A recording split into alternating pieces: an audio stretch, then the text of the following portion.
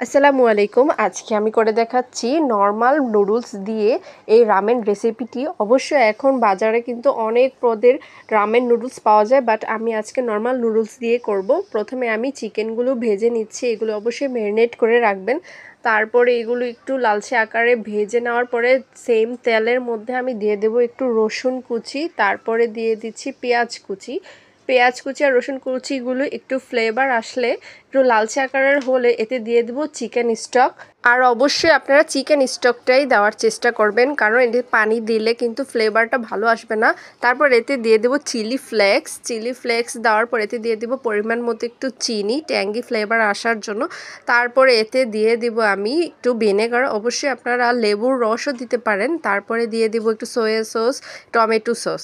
এই তো যখন একটু বলক চলে আসবে তখন এতে দিয়ে দেবো আমি এই নুডলসগুলো। অবশ্যই নুডলসগুলো একটু ভাঙবো না, একটু লম্বা আকৃতির, এগুলো দেখতে কিন্তু খুব ভালো লাগে। তারপর এতে পরিমাণ মতো আপনারা লবণও দিয়ে নিতে পারেন। আর এই তো হয়ে গেল আমার নুডলস।